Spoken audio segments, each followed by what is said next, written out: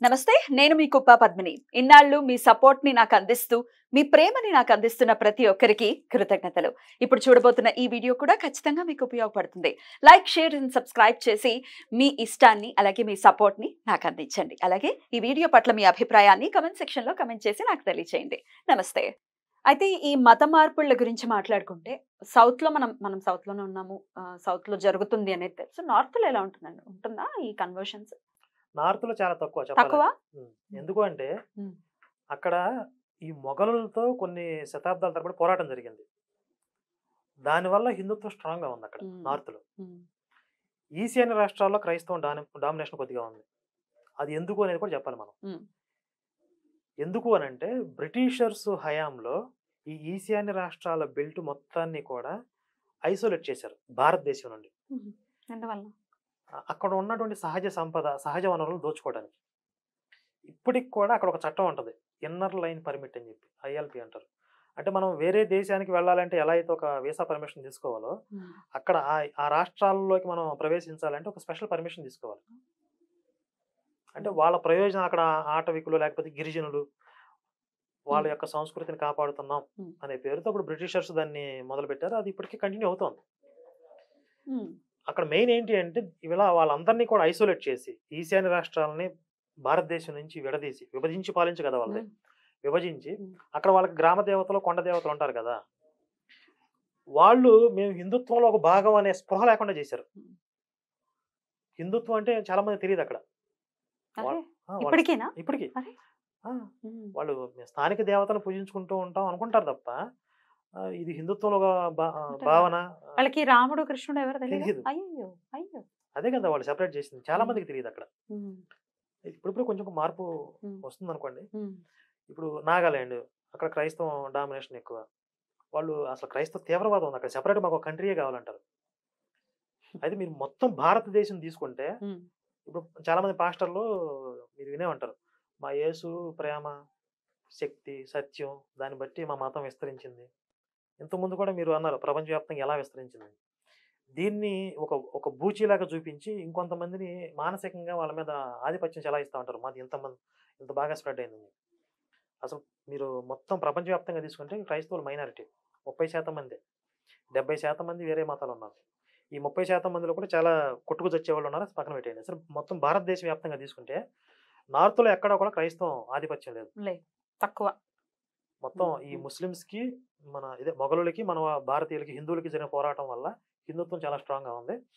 ఈశాన్య రాష్ట్రాల వరకు ఇప్పుడు మనం అనుకున్నట్లుగా అక్కడ స్పెషల్‌గా ఈ బ్రిటిషర్స్ అమలు చేసిన ఒక చట్టం వల్ల వాళ్ళని సెపరేట్ చేసి వాళ్ళని కన్వర్ట్ చేయడానికి అక్కడ సంపదను దోచుకోవడానికి వాళ్ళు చేసినటువంటి చట్టాలవన్నీ. ఓకే. అందువల్ల ఈశాన్య రాష్ట్రాల్లో అక్కడ ఈ క్రిస్టియానిటీ డామినేషన్. తర్వాత గోవాలో ఇంక్విజిషన్ అని చెప్పి హిందువుల మీద అకృత్యాలు జరిగినాయి. పోర్చుగీస్ వాళ్ళ దగ్గర నుంచి. ఫస్ట్ పోర్చుగీస్ వాళ్ళు ఆక్యుపై చేశారు కదా!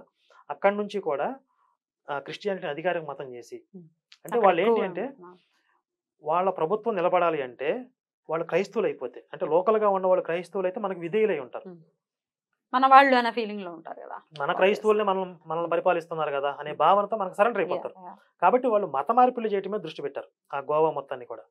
వాళ్ళు అధికారికంగా క్రైస్తవాన్ని మతం చేసేసి హిందువులు పూజ చేసుకోవాలంటే, ఏదైనా ఉత్సవం చేసుకోవాలంటే అక్కడ లోకల్‌గా ఉండే పాస్టర్ పర్మిషన్ కావాలి. పాస్టర్ పర్మిషనా? ఆ! అమ్మ బాబోయ్! హ్మ్. ఆ పాస్టర్ పర్మిషన్ లేకపోతే వీడు పూజ చేసుకోవడానికి లేదక్కడ. హ్మ్. కొంతమందిని కట్టేసి తోలు ఒలిచారు హిందువుల్ని. అసలు చాలా దారుణంగా ఉంటది ఇంక్విజిషన్ అని చెప్పి. మీకు క్రైస్తవం అనేది ప్రేమ మతం అసలు అయన్నీ పక్కన పెట్టండి. మొత్తం బూజు దులిపేసేయండి అసలు. ఇది గోవాలో జరిగింది. మీరు మొత్తం ఇక దక్షిణ భారతదేశం ఇప్పుడు వస్తే కేరళలో గూడా చాలా ఎక్కువగా మనం అక్కడికే చూస్తుంటాం. వస్తాం. ఇప్పుడు హ్మ్. కేరళలో ఎందుకు ఎక్కువుంది? హ్మ్. ఈ బ్రిటిషర్సు వేసవి కాలంలో సేద తీరడం కోసం, రిలాక్స్ అవ్వడం కోసం కేరళ పోయేవాళ్ళు. అక్కడ ఫార్మ్ హౌస్‌లో, విల్లాలో కట్టుకునేవాళ్ళు. విల్లాలో కూడా అక్కడ 10 మంది పనోళ్ళు కావాలి కదా! ఆ 10 మందిని పనిలోకి తీసుకోవడానికి మతం మార్చేవాళ్ళు. మతం మార్చి పనిలో పెట్టుకునేవాళ్ళు. ఓహ్! ఒక మినిమమ్ క్వాలిటీయా మతం మారటం అంటే? మరంతే కదా! హ్మ్. వాళ్ళు అంటే ప్రత్యేకంగా దాన్ని పని కట్టుకు చేయకపోయినా కొంతమంది పనిలో పనిగా చేసేవాళ్ళు. హ్మ్. హ్మ్. అది ఒక దేవుడు వీళ్ళకి ఒకటుంటది. వైట్ మెన్స్ బర్డెన్ అని శ్వేత జాతీయుల భారం అని చెప్పి ఒకటి పెట్టుకుంటారనమాట. నల్లవాళ్ళందరిని మతం మార్చడం దేవుడు మనకు అప్పగించిన బాధ్యత అని చెప్పి ఫీల్ అవుతా ఉంటారు. అదొక కాన్సెప్ట్ ఉంది వాళ్ళకి. మేము వీళ్ళని ఉద్ధరిస్తున్నాం అనే పేరుతో. హ్మ్. అలా వీళ్ళందరూ బ్రిటిషర్స్ అందరూ కూడా అక్కడ వేసవి విడుదల ఏర్పాటు చేసుకొని అక్కడ ఉండేవాళ్ళందరిని మతం మార్చి పనిలో పెట్టుకునేవాళ్ళు. తర్వాత వీళ్ళు వెళ్ళిపోవాల్సిన టైం వచ్చినప్పుడు వాళ్ళు ఆ ఆస్తులన్నీ కూడా ఆ క్రైస్తవులకు రాసిచ్చేసారు. అక్కడ పెద్ద పెద్ద చర్చిలు. మరి వీళ్ళందరూ అక్కడికి వెళ్ళిన తర్వాత వీళ్ళు ప్రేయర్లు చేసుకోవడానికి చర్చిలు కావాలి కదా! పెద్ద పెద్ద చర్చిలు కట్టుకున్నారు. అవన్నీ కూడా వాళ్ళ దగ్గర పనిచేసిన క్రైస్తవులకు రాసిచ్చిపోయారు. అందుకని క్రైస్తవులకు అక్కడ చాలా పెద్ద పెద్ద చర్చిలు గాని, చాలా ఆస్తులు గాని ఉంటాయి. కేరళలో ఆ విధంగా వ్యాప్తి చెందింది. ఈ తమిళనాడులో ద్రవిడవాదం తీసుకొచ్చారు. ఇప్పుడు మనకి తెలంగాణ, ఆంధ్రాలో తీసుకుంటే క్యాస్ట్ బేస్ మీద చాలా మందిని మతం మార్చారు. ఇందులో ఎక్కడన్నా యేసు ప్రేమ మతం ఎక్కడుందో చెప్పండి నాకు. సరే ఇవన్నీ ఒక ఎత్తు అయితే ఇప్పుడు మీకే ప్రత్యక్ష అనుభవాలు ఉన్నాయి. మీకు ఏదైనా ప్రాబ్లం వస్తే మా మతంలోకి వస్తే అద్భుతం జరిగింది. మీరు మీతోనే సాక్ష్యం చెప్పించాలని చూశారు. ఇవన్నీ కూడా ఒక ట్రాప్. ఇందులో యేసు ప్రేమ మతం ఎక్కడుంది అసలు? ఈ విధంగా వ్యాప్తి. ఇప్పుడు భారత ఇన్ని చేస్తే కూడా 2000 సంవత్సరాల నుంచి ఇన్ని కుట్రలు చేస్తే ఇప్పటికీ భారతదేశంలో 10% లేదు. అసలు ఇవన్నీ చేయకపోతే రైట్ అండి. కొంతమంది సోకాల్డ్ సెక్యులర్స్ అనుకోవచ్చు, లేకపోతే మానవతావాదులుగా తమను తాము అభివర్ణించుకునే వాళ్ళు, నాస్తికులు ప్రత్యేకించి రాముడు గురించి మాట్లాడినప్పుడు అసలు ఎక్కడ ప్రూఫ్ ఏది? రాముడు ఉన్నాడు, రాముడు ఇక్కడ నడయాడాడు, లేకపోతే రామాయణం ఇక్కడ జరిగింది అనటానికి ప్రూఫ్ ఏది? ఒక పేపర్ మీద ప్రూఫ్ ఉందా అని చాలా అజ్ఞానంగా, అసలు ఎల్కేజీ పిల్లాడు కూడా అడగడు అట్లాంటి క్వశ్చన్స్ అడుగుతూ తమను తాము చాలా మేధావులుగా వాళ్ళకి వాళ్ళే పరిగణిస్తారు. వేరే వాళ్ళు పరిగణిస్తారో లేదో నాకు మాత్రం ప్రశ్నార్థకమే. ఇట్లాంటి మేధావుల్ని, సోకాల్డ్ మేధావుల్ని మీరు ఎలా చూస్తారు? అంటే వీళ్ళ సమస్య ఏంటి అనేది నాకు అర్థం కావాలి. అదే అసలు రాముడు లేడు, అంత అభూత కల్పన అనేది వాళ్ళ వాదన, నాస్తికుల వాదన. ఇప్పుడు నేను ఎక్కడో విన్నాను, రామాయణ మహాభారతాలు నిజంగా జరుగుంటే అద్భుతం, జరగకపోతే అత్యద్భుతం. ఎక్కడ ఎందుకు అంటే ఇప్పుడు జరిగిన చరిత్రను రాయటం, గ్రంథస్థం చేయటం ఈజీ. నిజంగా జరగకుండా అన్ని క్యారెక్టర్లు సృష్టించడం అసాధ్యం కదా అసలు. ఇప్పుడు మహాభారతంలోకి వెళ్ళారనుకోండి, ఎన్ని క్యారెక్టర్లు ఉంటాయి, ఒక్కొక్క క్యారెక్టర్కి ఎంత డెప్త్ ఉంటుంది. ఇప్పుడు విదురుడు తీసుకోండి, విదుర నీతి అని ఉంది. ధర్మరాజుని తీసుకోండి, ధర్మరాజు ఉపదేశాలు ఉంటాయి, రాజనీతి ఉంటుంది. ఆయన అంపశయ మీద ఉన్నప్పుడు భీష్ముడు ధర్మరాజుకి వీళ్ళందరికీ బోధిస్తాడు. ఒక్కొక్క క్యారెక్టర్ లో ఎంత గాంభీర్యం ఉంటుంది, దానికి ఫౌండేషన్ ఎక్కడో ఉంటుంది, దాని లింక్ ఎక్కడో ఉంటుంది. అసలు ఇన్ని క్యారెక్టర్లు సృష్టించడం అసాధ్యం కదా. ఆ సృష్టించడమే దేవుడు. రామాయణ మహాభారతాలు నిజంగా చరిత్ర కాకపోతే కనుక ఆ రెండింటిని రాసిన వాళ్ళే దేవుళ్ళు. వేదవ్యాసుడే దేవుడు, వాల్మీకి దేవుడు మనకి అనుకోవాలి. అంత సామర్థ్యం దేవుడి తప్ప ఇంకెవరికి ఉండదు. కరెక్ట్. అయితే మనం ఇక్కడ తీసుకోవాల్సింది ఏంటి? ఇప్పుడు పోనీ రాముడు లేడు అని అనుకుందాం వాళ్ళ దృష్టిలో, కానీ రాముడి క్యారెక్టర్లో కొన్ని నైతిక విలువలు ఉన్నాయి కదా, ఈ సమాజానికి పనికొచ్చే అంశాలు ఉన్నాయి కదా, అవి తీసుకోవాలి కదా. తప్పులేదు అంటే మంచిని తీసుకోవడానికి కూడా నీకేం నొప్పి అక్కడ?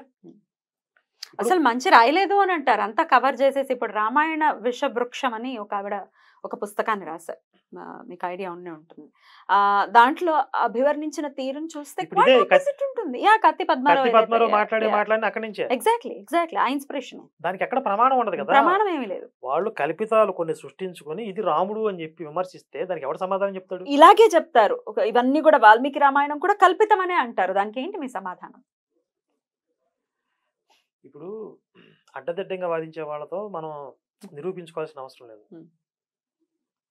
రామాయణం, వాల్మీకి రామాయణంలో ప్రస్తావించిన రాముడి క్యారెక్టర్లో ఎక్కడైనా దోషాలు ఉన్నాయి అని ఎవడైనా రుజువు చేస్తానంటే, ఇప్పుడు ఈ వీడియో ముఖంగా నేను ఛాలెంజ్ చేస్తాను, ఎవడైనా మగవాడు ఉంటే రండి, దాని మీద నేను మాట్లాడతా. ఒక దాసుల్లా చూశాడు లక్ష్మణుణ్ణి అని వర్ణించటం కావచ్చు, అంటే వాళ్ళ విషవృక్షంలో వర్ణించిన తీరు గురించి మాట్లాడుతున్నాను. ఒక దాసుల్లా చూశాడని, ఇక భార్యను అనుమానించాడు అనేది దిక్కుమాల మన హిందువుల్లో కూడా అసలు కనీసం ఒక సర్గ చదివిన పాపానికి పోరు, ఒక్క శ్లోకం కూడా రాదు వాళ్ళకి. వాళ్ళు క్యారెక్టర్ గురించి మాట్లాడతారు, రాముడు క్యారెక్టర్ గురించి. రాముడికి ప్రాణాధికురాలు కదా సీతమ్మ, కానీ సీతమ్మ తల్లి కంటే కూడా అత్యంత ఇష్టడు ఎవరంటే లక్ష్మణుడు. 100%. నేను ఇంకా బ్రతకను అన్నాడు. లక్ష్మణుడు ఆయన్ని విడిచి వెళ్ళిపోయిన తర్వాత అవతార పరిసమాప్తి చేసాడు. సీతమ్మ లేకుండా కూడా కొన్నాళ్ళు జీవించాడు, కానీ లక్ష్మణుడు లేకుండా జీవించాలి అసలు. కరెక్ట్. లక్ష్మణుడు మీరు చెప్పిన మోర్చొచ్చి పడిపోతే ఇంకా ప్రాణత్యాగం చేసేస్తా అన్నాడు. అక్కడ ఒక మాట చెప్తాడు, లోకమంతా గాలిస్తే సీత లాంటి భార్య దొరుకుతుంది, లక్ష్మణ నీలాంటి తమ్ముడు ఇంకెక్కడ దొరుకుతాడు అన్నాడు. అసలు ఈ సన్నాసులు చదువుతారా అదే రామాయణం? అసలు ఒక్కసారి మన వాళ్ళైనా దౌర్భాగ్యులు అసలు నిజంగా ఒకసారి చదవాలి కదా పుస్తకాన్ని, అసలు ఏముందో చూద్దాం ముందు. ఎలాంటి అవగాహన లేకుండా సీతమ్మని అనుమానించాడు. అసలు నీకేం తెలుసురా అసలు రాముడి క్యారెక్టర్ గురించి? ఇప్పుడు ఈ రోజు సీతమ్మ పాతివ్రత్యం గురించి ఎవరికి ఎలాంటి అనుమానం లేకుండా అసలు మహాపతివ్రత అని చెప్పి, అంటే రామాయణాన్ని రాముడిని తిట్టేవాళ్ళు కూడా సీతమ్మ తల్లిని గౌరవిస్తున్నారంటే రాముడి యొక్క విజన్ అది. కరెక్ట్. సీతమ్మ మీద ఎలాంటి అపనిందలు వస్తాయని చెప్పి ఆవిడ పాతివ్రత్యాన్ని లోకానికి నిరూపించాడు. అగ్ని ప్రవేశం చేయమని ఈయన చెప్పలే కంటి చూపుతో. ఆవిడ అగ్ని ప్రవేశం చేయాలని చెప్పి తను నిశ్చయించుకుంటే ఈయన అనుమతించాడు. దానికి మాట్లాడుకోలేదు ఇద్దరు, మాట్లాడుకో జస్ట్ కంటి చూపుతోటే వాళ్ళిద్దరి మధ్య జరిగినటువంటి సంభాషణ అది. అది మనం రామాయణం చదివితే అర్థం అవుతుంది. Right right. అయితే ఇట్లా ఇట్లా క్వైట్ ఆపోజిట్ గా అసలు జరగని విషయాన్ని జరిగినట్టు మాట్లాడటం, ఇట్లా బహిరంగంగానే ఇట్లా వీడియోలు చేసి మాట్లాడటం, చాలా నీచంగా మాట్లాడటం. సో మీరు ఆల్రెడీ ఎదుర్కొన్నారు, ఇంకా ఎదుర్కోవాలి. హిందువులు అందరూ కూడా ఎదుర్కోవాలి. అలా రాముడిని అంటే కానీ లేకపోతే అసలు ఇతిహాసాలు దేని గురించి మాట్లాడినా ఊరుకునేటటువంటి పరిస్థితి ఉండదు అని ఎలా చెప్పాల్సి ఉంటుందండి వీళ్ళకి బుద్ధి వచ్చేలా? ఒకటి, చట్టాలు స్ట్రిక్ట్ గా అమలయ్యేలాగా ప్రయత్నం చేయాలి. లేదు ఉన్న చట్టాల్లో బలం సరిపోవట్లేదంటే కొత్త చట్టాలు చేయాలి. 100% రాజ్యాంగపరంగా చట్టబద్ధంగా మన రామాయణ మహాభారత ఇతిహాసాలకి రక్షణ కల్పించాల్సిందే, అందులో ఎలాంటి అనుమానం లేదు. ఒకవేళ ప్రభుత్వాలు కానీ ఈ చట్టాలని కట్టుదిట్టంగా అమలు చేయడంలో విఫలమైతే అప్పుడు లా అండ్ ఆర్డర్ని అతిక్రమించైనా సరే మన సంస్కృతిని మన చరిత్రని కాపాడుకోవాలి అనే ఆలోచనలు హిందువుల్లో రావచ్చు. కాబట్టి హిందువులు అక్కడ దాకా వెళ్లకుండా చూసుకోవాల్సిన బాధ్యత ప్రభుత్వాలదే. ఇప్పుడు మీకు ఖురాన్ని విమర్శిస్తే ఇమీడియట్ గా అరెస్ట్ చేస్తారు. రాజాబాయిని కూడా అరెస్ట్ చేశారు కదా ఈ మధ్య. ఎందుకని? లా అండ్ ఆర్డర్ ప్రాబ్లం అవుతుంది. వాళ్ళందరూ రోడ్ల మీదకి వస్తే గొడవలు చేస్తారు. అంటే హిందువులు రోడ్ల మీదకి వచ్చి వీళ్ళు మరి ఇళ్లలో కూర్చొని మరి దడగొట్టేసి పడుకుంటారు కాబట్టి ప్రభుత్వాలు చలనం లేకుండా ఉంటాయి అన్నమాట.